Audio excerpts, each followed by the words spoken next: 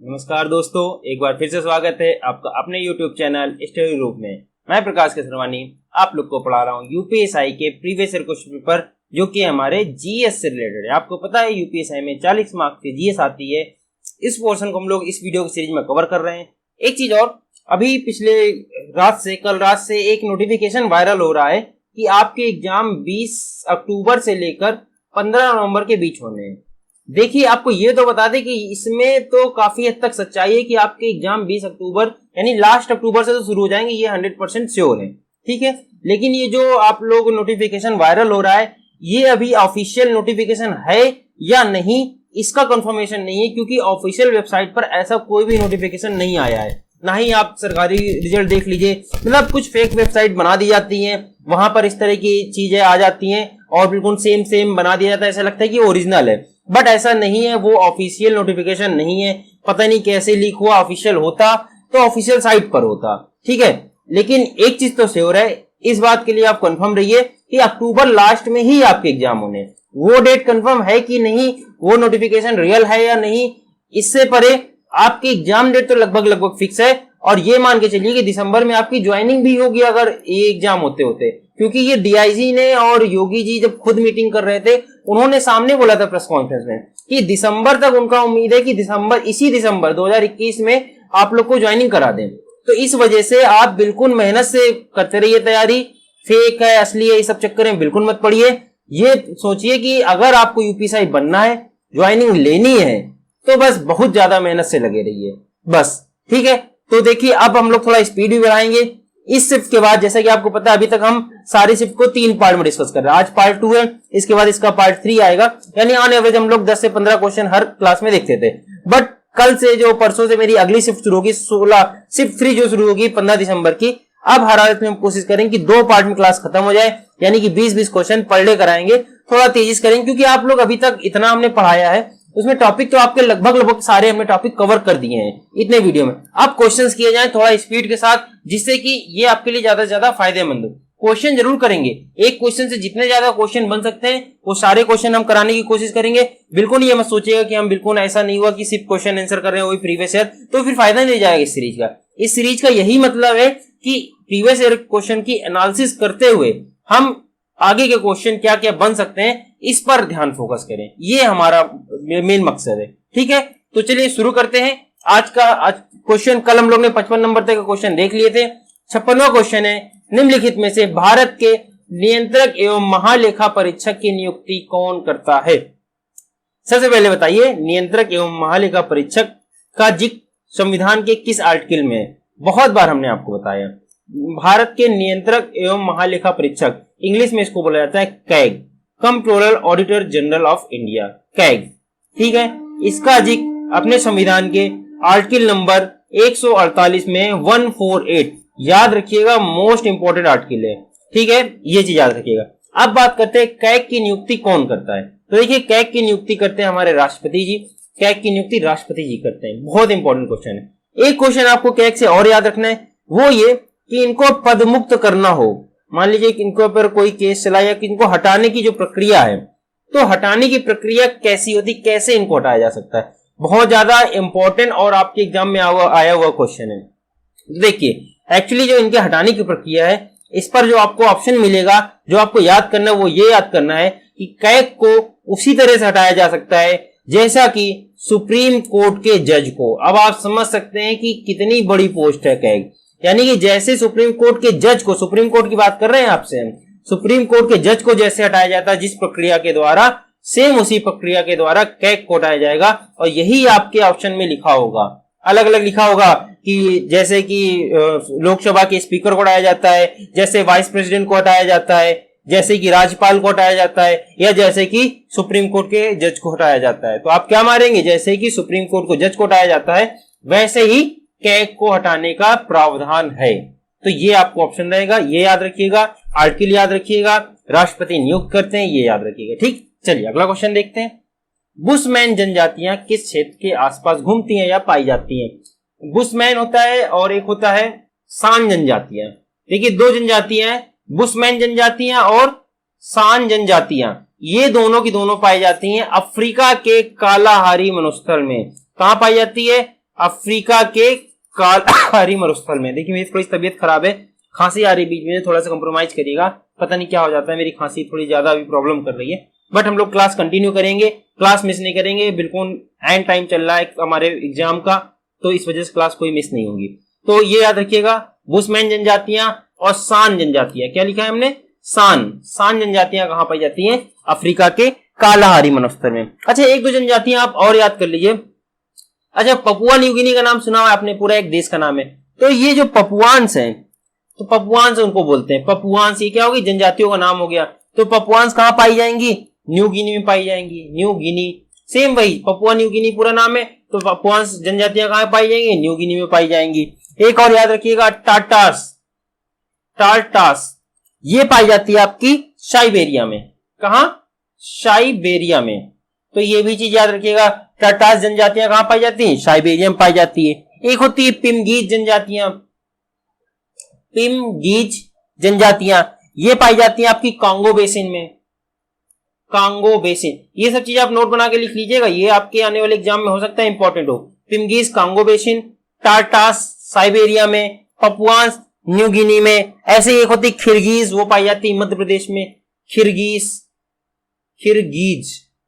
जनजातियां, ये कहां पाई जाती हैं, मध्य प्रदेश में पाई जाती हैं।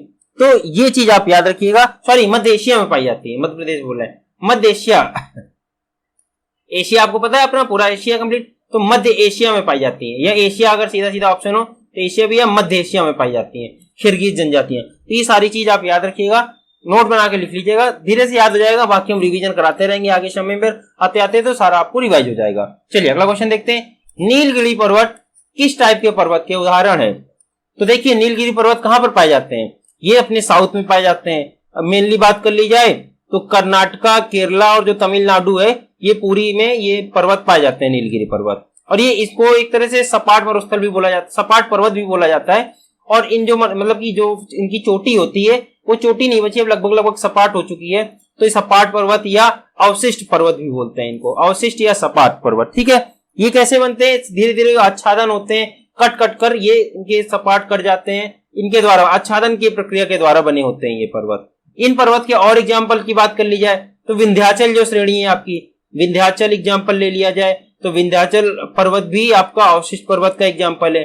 सतपुड़ा श्रेणी ले ली जाए, सतपुड़ा श्रेणी भी आपका अवशिष्ट पर्वत की ही एग्जाम्पल है। और अगर बात कर ली जाए अरावली की श्रेणी, अरावली की पहाड़ियां या अरावली श्रेणी जो है, ये भी सीखा है। और जो ये पूर्वी घाट और ये जो पश्चिमी घाट है, ये पूरा का पूरा अवशिष्ट पर्वत के ही उदाहरण है। तो हो सकता है कि दूसरे नाम आ जाए, विंध्याचल, सतपुड़ा, अरावली, पूर्वी घाट या पश्चिमी घाट, ये सब किस चीज के एग्जाम्पल है, अवशिष्ट पर्वतों के एग्जाम्पल है।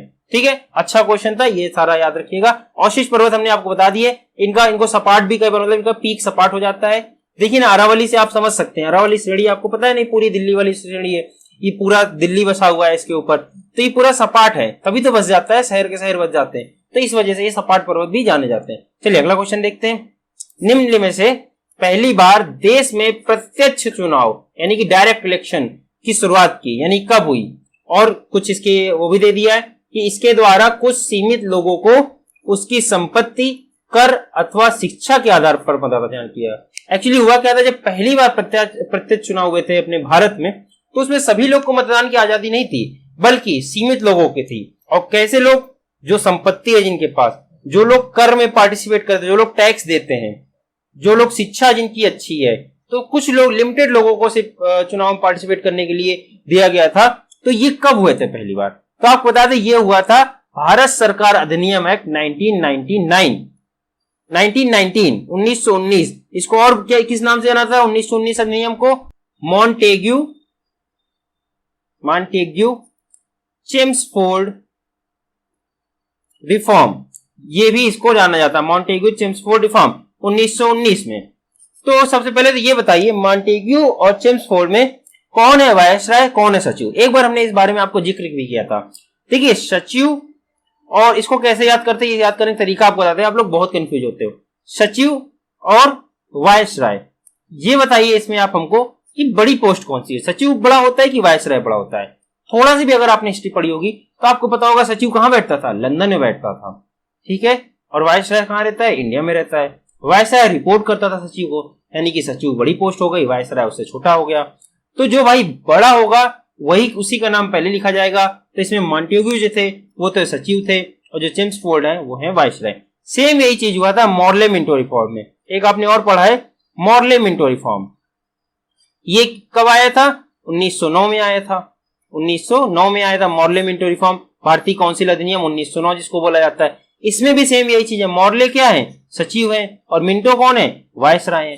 तो ये चीज तो सबसे पहले क्लियर रखिए। अब बात करते हैं मॉन्टेग्यू चेम्सफोर्ड के कुछ इंपॉर्टेंट जो उसमें आए थे इसकी विशेषताएं जो थी, मतलब कि जो इसके अधिनियम के अंतर्गत बात की गई थी। तो दो चीज तो सबसे हर हालत में आपको याद रखनी है मॉन्टेग्यू चेम्सफोर्ड रिफॉर्म से। पहले देखिए, मताधिकार का अधिकार पहली बार आया था, पहली बार प्रत्यक्ष चुनाव हुए थे, ये तो ठीक है। अब बात करनी दो चीज।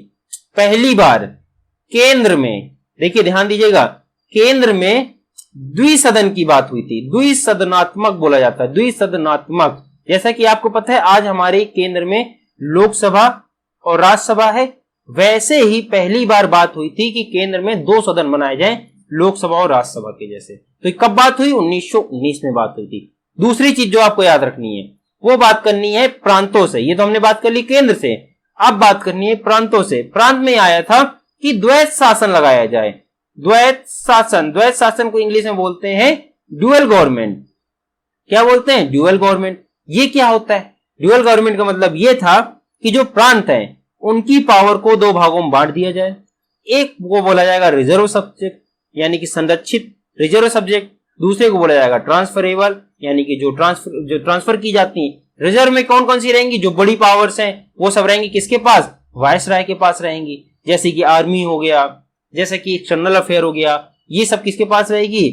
वायसराय के पास रहेगी। और जो ट्रांसफरेबल पावर है वो किसको दे दी जाएगी? प्रांत सरकार को दे दी जाएगी, आप इन पर कानून बनाओ। और साथ ही साथ वीटो पावर किसके पास रहेगी? वीटो पावर दे दी गई वायसराय को कि ये जो ट्रांसफरेबल है या कोई नई पावर ऐसी आ गई उस पर जब बात होगी तो उस पर कौन बनाएगा? वायसराय कानून बनाएगा, उसके पास वीटो करने की पावर होगी।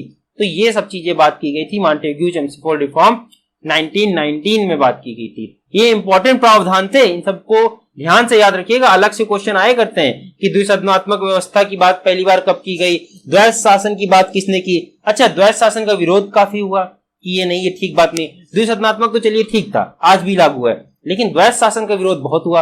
और आगे चलकर द्वैत शासन जब 1935 का अधिनियम आया, 1935 का अधिनियम, भारत का स्वतंत्रता अधिनियम आ रहा था 1935 का, भारत सरकार अधिनियम 1935 पूरा नाम था, वो जब आया तो द्वैत शासन को समाप्त कर दिया गया था। इन्होंने चालू किया था और 1935 में समाप्त कर दिया गया था। तो ये सारी बात याद रखिएगा 1919 के रिफॉर्म से। चलिए अगला क्वेश्चन देखते हैं।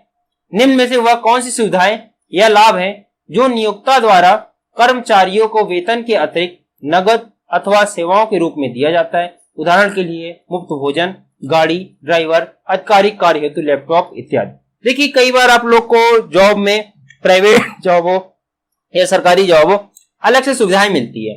भोजन के लिए अलग से गाड़ी मिलती है, ड्राइवर मिलता है, लैपटॉप वगैरह मिलते हैं, ये सारी सुविधाएं मिलती हैं, वेतन के अतिरिक्त मिलता है ये सब। तो इसको क्या बोला जाता है? इसको बोला जाता है अनुलाभ। क्या बोला जाता है? अनुलाभ। अच्छा, एक चीज, भेंट तो बोलते ही नहीं है, विकल्प का भी कोई मतलब नहीं। यहां पर डाउट हो सकता है, भत्ते और अनुलाभ में आपको थोड़ा सा डाउट हो सकता है। तो देखिए इसको अनुलाभ बोला जाता है, ठीक है। भत्ते थोड़ा सा डिफरेंट हो जाता है वो भी इसी से रिलेटेड, वेतन भत्ते आता है, वैसे सेम टर्म है, बट इसको जो क्या बोलते हैं, अनुलाभ बोला जाता है, जो एक्स्ट्रा आपको सुविधाएं मिलती है। सेवाएं या कैश कुछ भी हो सकता है, नगद या कैश से या सर्विस कुछ भी हो सकती है, ठीक। चलिए अगला क्वेश्चन देखते हैं। निम्न में से हरियाणा सरकार द्वारा शुरू की गई एक नगद अंतरण योजना थी जिसका उद्देश्य था 18 वर्ष से कम आयु की बच्चियों की शादी टालना। इसके तहत कन्या के अभिभावकों को कन्या की आयु 18 वर्ष की होने पर सरकार की ओर से एक चुकता बांड दिया जाना था, बशर्ते वह व्यक्ति अविवाहित हो। एक्चुअली हुआ क्या था आपको बताते हैं। ये काफी करीब 1994 की बात है। इसमें उस समय हरियाणा में बात की जाए तो छोटी उम्र में बच्चों की शादी हो जाती है। अभी भी आपने देखा राजस्थान, हरियाणा होती रहती है, अभी भी बाल विवाह जिसको जानते हैं। और एक कहावत थी कि बेटियां पराया धन होती हैं। क्या थी? बेटियां पराया धन होती हैं। तो इस चीज की कहावत को इन्होंने आके चेंज किया। इन्होंने बोला बेटियां पराया नहीं, बेटी अपना धन होती है। और ये कैसे अपना धन होगी उसका इन्होंने थोड़ा सा लाई स्कीम उसके लिए। वो स्कीम ये थी कि आप बेटी को अपना धन मानो और 18 साल तक इसकी शादी नहीं करना, कम से कम 18 साल तक इसकी शादी नहीं करना। और अगर आप ऐसा करोगे तो बेटी की जो माता है उनको एक मुश्त बॉन्ड दिया जाएगा, कुछ पैसे दिए जाएंगे, जिससे कि वो आपका अपना धन होगा, जिससे आपको ये लगेगा बेटी अपना धन है, इसको बचा के रखो। ठीक है, तो ये कहावत लाई गई थी कि बेटी पराया धन नहीं है, बेटी अपना धन है। ठीक है, तो अपनी बेटी अपना धन, इस परियोजना का नाम था अपनी बेटी अपना धन। ठीक, तो याद रखिएगा। चलिए अगला क्वेश्चन देखते हैं। कन्या भ्रूण हत्या के विरुद्ध केंद्रीय समाज कल्याण बोर्ड द्वारा 2015 में चलाई गई मुहिम कौन सी थी? देखिए एक चीज बता दें आपको, लास्ट क्वेश्चन में ही आ जाइए एक बार। एक आया था बेटी बचाओ बेटी पढ़ाओ स्कीम, सेंटर के द्वारा लाई गई थी। इसके अंतर्गत बहुत सारी स्कीम आने लगी थी 2015 में। ये 2015 की स्कीम है, बेटी पढ़ाओ बेटी बचाओ। तो उसी के अंतर्गत एक 2015 में समाज कल्याण के द्वारा चलाई गई थी भ्रूण हत्या को रोकने के लिए बेटी बचाओ आंदोलन। कि किसने? बेटी, ये उसी के अंतर्गत था, बेटी बचाओ बेटी पढ़ाओ के अंतर्गत। देखिए बेटी बचाओ बेटी पढ़ाओ एक विस्तृत योजना थी जो सेंटर के द्वारा लाई गई थी। फिर उसके अंतर्गत बेटियों के लिए बहुत सारी योजनाएं चलाई गई जो उसका पार्ट 3 बेटी बचाओ बेटी पढ़ाओ का। ठीक है, तो उसी के अंतर्गत बेटी बचाओ आंदोलन लाया गया था 2015 में। हरियाणा में इसकी भी शुरुआत हुई थी, ये भी बता दें आपको, हरियाणा में ही शुरुआत हुई थी। और वुमेन्स हो गया, मानव कल्याण हो गया, ये सब भी इसके में पार्टिसिपेट किए। ये सब जो डिपार्टमेंट है इसकी देखरेख करते हैं। ठीक है, 2015 में शुरू की थी कन्या भ्रूण हत्या को रोकने के लिए बेटी बचाओ आंदोलन, हरियाणा में ये भी शुरू हुआ। चलिए अगला क्वेश्चन देखते हैं। वानिकी अनुसंधान क्षेत्र में भारत का सबसे बड़ा सरकारी संगठन कौन सा है? वानिकी अनुसंधान, जो फॉरेस्ट है उनके रिसर्च के लिए। पढ़ते हैं ऑप्शन। भारतीय वानिकी अनुसंधान एवं शिक्षा परिषद, वन जैव विविधता संस्थान, भारतीय वन प्रबंधन संस्थान, वन आधारित आजीविका एवं विस्तार केंद्र। वैसे तो अगर आपने ध्यान से नाम पढ़ा है तो नाम से ही आप बता सकते हैं कि ये कौन सा संगठन होगा। इसका नाम है भारतीय वानिकी अनुसंधान एवं शिक्षा परिषद। ठीक है, ये इसका नाम है। और इसके जो मकसद था, पहले तो ये है कि जो हमारे जो वन है उनको रिसर्च करना। दूसरा जो इसका मेन मकसद था, लोगों को जागरूक करना, वनों की अहमियत को बताना, उसके महत्व को बताना और उनको शिक्षित करना। तो ये इसका मकसद था वानिकी अनुसंधान केंद्र का। ठीक है, वानिकी अनुसंधान एवं शिक्षा परिषद का। चलिए अगला क्वेश्चन देखते हैं। राज्यों की लोक सेवा आयोग के अध्यक्षों की नियुक्ति कौन करता है? लोक सेवा आयोग राज्यों के। अच्छा, हमने आपको एक दिन पहले, शायद 2-3 दिन से लगातार इस टाइप के क्वेश्चन आ रहे हैं। हमने आपको बताया है यूपीएससी का जिक्र कहां पर है अपने संविधान में? वो हमने बताया था आपको भाग 14 पार्ट 14, और आर्टिकल नंबर बात कर ली जाए 315 से लेकर 323 के बीच किया गया है। 323 के बीच यूपीएससी का जिक्र किया गया। यहां पर न केवल यूपीएससी बल्कि स्टेट पीएससी यानी कि राज्य के लोक सेवा आयोग, स्टेट पीएससी का भी जिक्र किया गया 315 से 323 के अंतर्गत। कैसे इनकी नियुक्ति होगी, इनके अध्यक्षों की, कैसे ये पेपर कराएंगे, किन किन चीजों को पेपर कराएंगे, ये सब चीजों का जिक्र है। तो बात की जा रही राज्यों के लोक सेवा आयोग के अध्यक्ष। तो भाई राज्य के अध्यक्ष हैं लोक सेवा आयोग के, तो इनकी नियुक्ति कौन करेंगे? राज्यपाल करेंगे। सिंपल सा आंसर है, काफी इजी आंसर था, लेकिन ये सब चीजें भी आप याद रखिएगा। बात कर ली जाए कि किस आर्टिकल में, तो ये इसी आर्टिकल यूपीएससी के अंतर्गत ही स्टेट पीएससी का भी जिक्र किया गया है 315 से लेकर 323 के बीच सारा कुछ। और अखिल भारतीय सेवाओं का जिक्र कहां पर है? 312 में, ऑल इंडिया सर्विसेज। तो ये भी याद रखिएगा, ऑल इंडिया सर्विस या अखिल भारतीय सेवाएं। ठीक, चलिए अगला क्वेश्चन देखते हैं। निम्नलिखित में से कौन सा कृत्य किसी भारतीय की नागरिकता रद्द करा सकता है? नागरिकता का जिक्र कहां पर किया गया है? भाग 2 आर्टिकल नंबर 5 से लेकर 11। भाग 2 आर्टिकल नंबर 5 से लेकर 11 तक नागरिकता का जिक्र किया गया है कि किसी व्यक्ति को भारत की नागरिकता कैसे मिलेगी, उसकी नागरिकता कैसे जा सकती है, और या उसको खुद परित्याग करना है अपनी नागरिकता का, किसी वजह से फॉरेन की उसको मिल गई है, अमेरिका जाना चाहता है, तो क्या क्या प्रोसेस है वो सबका, तो कैसे कैसे उसकी भंग हो सकती है नागरिकता, इसके बारे में क्वेश्चन आया आपसे। ऑप्शन कथन एक पढ़ते हैं। नागरिक ने संविधान के प्रति निष्ठाहीनता दर्शाई है। बिल्कुल सही है, अगर आपने संविधान के प्रति निष्ठाहीनता दर्शाई है तो आपकी नागरिकता रद्द की जा सकती है, देखी जा सकती है। आपको प्रूव करना पड़े कि आपने नहीं किया ऐसा। ठीक है, तो बिल्कुल सही स्टेटमेंट दिया है। सेकंड स्टेटमेंट पढ़ते हैं। नागरिक ने युद्ध के समय गैर कानूनी तरीके से शत्रु के साथ संपर्क साधा हो। बिल्कुल सही है, अगर युद्ध का टाइम चल रहा है, वॉर टाइम है, उस समय आपने शत्रु के साथ गैर कानूनी तरह से संपर्क साधा है, संपर्क ही साध लिया है, आपने कोई न्यूज लीक की नहीं की, वो सब तो बाद में इंक्वायरी होगी। अगर आपने संपर्क साधा है युद्ध के समय, तो ये भी एक तरह का आपकी नागरिकता रद्द की जा सकती है, ये भी गैर कानूनी अपराध है। ठीक है, तो ए और बी दोनों के दोनों सही हो जाएंगे। इसका जिक्र कहाँ किया गया है? 5 से 11 के बीच किया है, भाग 2 में किया गया है। याद रखिएगा, आर्टिकल पार्ट हम हर लेक्चर में आपको कम से कम नहीं तो 5-6 आर्टिकल तो आपको रटा ही देते हैं, और रिवीजन होते हैं, रिवीजन भी कराते हैं। ये सबका जिक्र तो बहुत बार कर चुके हैं, याद होने चाहिए अभी तक तो आपको। इसी वजह से हम आज थोड़ा स्पीड से चल रहे हैं, और कल और स्पीड से चलेंगे।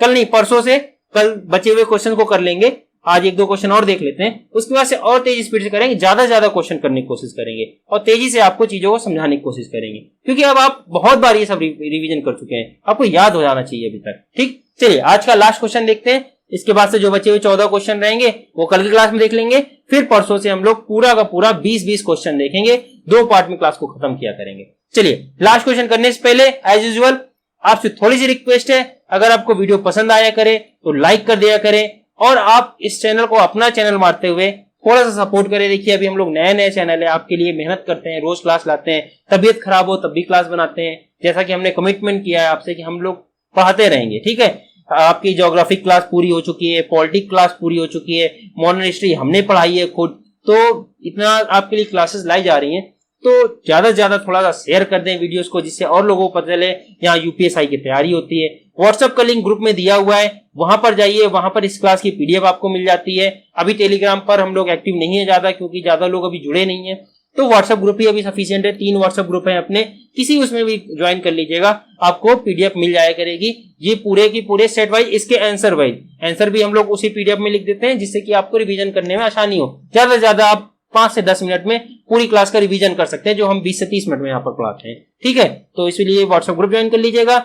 इंस्टा में अगर आपको ज्वाइन होना है तो इंस्टा, फेसबुक, जहां आपको ज्वाइन होना है आपकी मर्जी। ठीक है, चलिए तो ये थोड़ी सी रिक्वेस्ट है, आई होप आप इसको मानेंगे। अंतिम क्वेश्चन पढ़ते हैं आज का। योजना आयोग के अंतिम उपाध्यक्ष कौन थे? ठीक है, उपाध्यक्ष पूछा गया। उपाध्यक्ष क्यों पूछा गया? पहले तो कॉमन सेंस का क्वेश्चन, उपाध्यक्ष की बात क्यों की गई? क्योंकि अध्यक्ष जो होता है ना, वो हमेशा हमेशा कौन रहेगा? प्रधानमंत्री होते हैं। कौन होते हैं? प्रधानमंत्री होते हैं। ये पदेन अध्यक्ष होते हैं। जैसे अगर बात कर ली जाए कि राज्यसभा का सभापति कौन होगा, वो कौन होते हैं? उपराष्ट्रपति होते हैं, वो पदेन सभापति होते हैं। ऐसे ही योजना आयोग के जो अध्यक्ष होंगे, वो जो करंट पीएम रहेंगे वही के वही रहेंगे। अब बात की जा रही अंतिम। बोलेंगे सर अंतिम क्यों पूछा? अंतिम इस वजह से पूछा, देखिए आपको बता दें, योजना आयोग बना था 1950 में, और इसका समापन जब मोदी सरकार आई थी तो इन्होंने योजना आयोग बदल दिया, योजना आयोग खत्म कर दिया, और इसका नाम रख दिया नीति आयोग। आपने सुना होगा नीति आयोग। ठीक है, काम लगभग वही था। योजना आयोग मतलब प्लानिंग कमीशन होता है, नीति आयोग उन्होंने इसका नाम बदल दिया। तो ये कब खत्म कर दिया गया? 2014 लास्ट या 2015, आपको याद रखना, कोई एक नाम जो भी लिखा हो, क्योंकि नीति आयोग शुरू हुआ था 1 जनवरी 2015 से नीति आयोग शुरू कर दिया गया था, और योजना आयोग समाप्त कर दिया गया। तो आप ये भी बोल सकते हैं कि 1 जनवरी 2015 समाप्त हुआ, या ये बोल दीजिए 31 दिसंबर 2014 को समाप्त हो गया योजना आयोग। तो इसीलिए पूछा रहा अंतिम उपाध्यक्ष। अच्छा पूछ लेता अंतिम अध्यक्ष कौन थे, तो उसमें भाई पीएम मोदी ही थे, इनके अध्यक्ष यही थे। बोला उपाध्यक्ष बोल रहा है तो उपाध्यक्ष की बात की जाएगी तो मोंटेक सिंह आहलुवालिया थे। कौन थे? मोंटेक सिंह आहलुवालिया, ये थे अंतिम उपाध्यक्ष योजना आयोग के। अब बात कर लीजिए नीति आयोग के। नीति आयोग कब बना? 1 जनवरी 2015 में। अध्यक्ष सेम योजना आयोग के जैसे, जो भी करंट पीएम होंगे वही इनके अध्यक्ष होंगे। 2015 से आज तक लगातार मोदी जी पीएम है, तो आज तक वही इसके 2 बार इसके रह चुके हैं अध्यक्ष। बात कर लीजिए उपाध्यक्ष कौन है, ये नाम क्योंकि उपाध्यक्ष ही याद रखना पड़ेगा, उपाध्यक्ष ज्यादा आता है। इस समय नीति आयोग के उपाध्यक्ष कौन है? तो हमने आपको पहले बताया है, राजीव कुमार। नाम याद रखिएगा, राजीव कुमार। इंपॉर्टेंट क्वेश्चन है, इस वजह से बोल रहे हैं, याद रखिएगा। राजीव कुमार, यशवर्धन सिन्हा, सुरेश एन पटेल, ये सब कुछ ऐसे लोग हैं ना, इनके नाम आपको याद होने चाहिए, किस किस चीज के अध्यक्ष हैं। आज हमने नाम बता दिया तीनों, यशवर्धन सिन्हा, सुरेश एन पटेल। 2-3 क्लास से लगातार बता रहे हैं हम ये किन चीजों के अध्यक्ष है। कमेंट में बताइएगा और थोड़ा सा सोचिएगा कि क्या आपको याद है, हमने बताया है आपको कि ये किन चीजों के अध्यक्ष है, जो हमने नाम अभी अभी रिपीट किए हैं। तो अगर याद हो तो बहुत अच्छी बात है, कमेंट करिएगा, और अच्छी बात है। नहीं याद, गूगल में सर्च करिए, बहुत बहुत बहुत अच्छी बात। जितना आप रिसर्च करेंगे उतना आपको याद होगा। चलिए, तो इसी नोट के साथ आज की क्लास हम लोग समाप्त करते हैं। आई होप आपको क्लास समझ में आई होगी। जो हम समझाने की कोशिश किए सारे क्वेश्चन समझ में आए होंगे। तो अगर क्लास समझ में आई हो तो वीडियो को लाइक कर दीजिएगा, चैनल को सब्सक्राइब करिए। Thank you very much. जय हिंद।